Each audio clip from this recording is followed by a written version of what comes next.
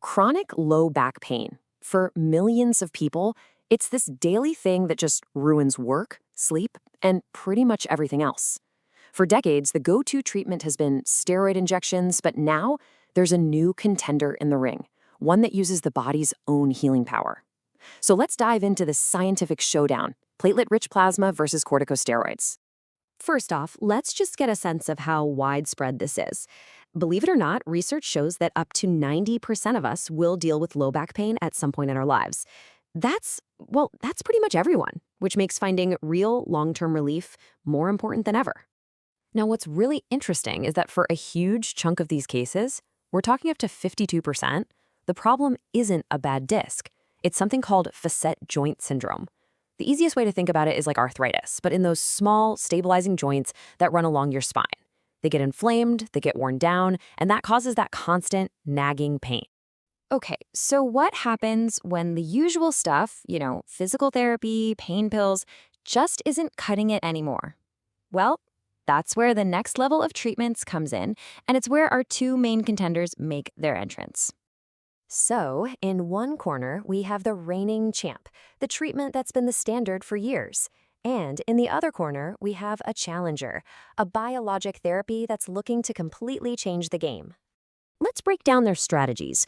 Corticosteroids are these powerful lab-made drugs. Their whole mission is simple: find inflammation and shut it down aggressively. Platelet-rich plasma, or PRP, is totally different. It's made from a concentration of your own body's healing stuff, your platelets and growth factors. It's not designed to just mask the pain. It's designed to actually kickstart tissue repair. It's a real classic matchup: brute force suppression versus natural regenerative healing. And you might think creating this body's healer is some super complicated process, but it's actually incredibly straightforward. It's just 3 simple steps. First, they draw a little bit of your own blood. Then they spin it in a centrifuge, which separates everything and concentrates those powerful platelets. And finally, they take that liquid gold and prepare it to be injected right back where the pain is. So the theories sound great, but what actually happens when we put them to the test? Let's look at round 1 of this fight, the short-term results. How do these two perform right out of the gate? This chart from a 2023 study tells a really clear story. It's measuring how disabled people feel at 1 month. And remember, on this scale, a lower score is better. As you can see, the steroid group is down at 17.2, while the PRP group is still up at 23.2. That means in that first month, steroids give you faster, more effective relief. Round 1 definitely goes to the veteran. And this just hammers home the strength of steroids. Another study found that just 1 month in, the patient success rate was as high as 85%. I mean, that is some impressive, fast-acting relief, and it's exactly why corticosteroids have been the standard for so long. But here's the thing. Back pain isn't a sprint, it's a marathon.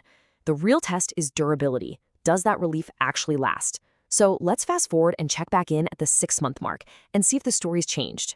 And this is where the script gets completely flipped. We're looking at the same study, the same measurement, just 5 months later. And look at this. It's a total reversal. The steroid group's disability score has actually gotten worse, climbing up to 29. Meanwhile, the PRP group's score has absolutely plummeted to just 8.9. So in the long run, it looks like PRP isn't just a little better, it's miles better at improving function. And if you ask the patients themselves, the numbers tell the exact same story. At 6 months, a staggering 86.7% of the PRP patients said they were satisfied. The steroid group, only 26.7%. The data really seems to suggest that while steroids are a quick fix, PRP might be the one that provides real, lasting change. Now, it is really important to understand that no matter what's in the syringe, this isn't just a simple shot in the back. These are highly technical procedures. The doctor actually uses a live X-ray to guide the needle, making sure it gets into that tiny little facet joint perfectly. Precision here is absolutely key.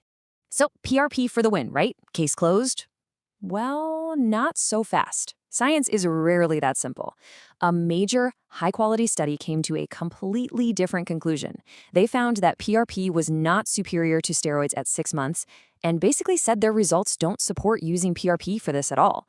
The big takeaway here is that the scientific community is definitely not on the same page.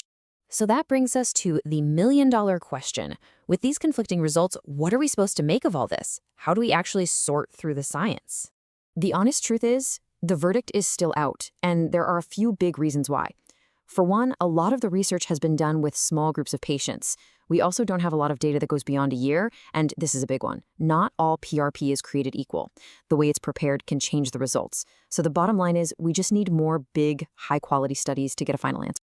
So let's just summarize what we know right now.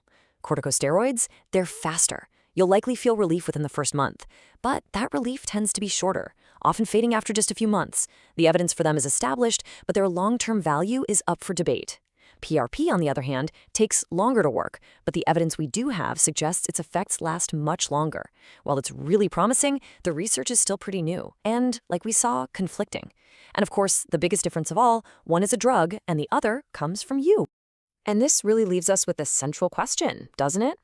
As scientists keep trying to figure this all out, you have to wonder where the future of treatment is headed. Is it about finding better ways to fight inflammation, to put out the fire?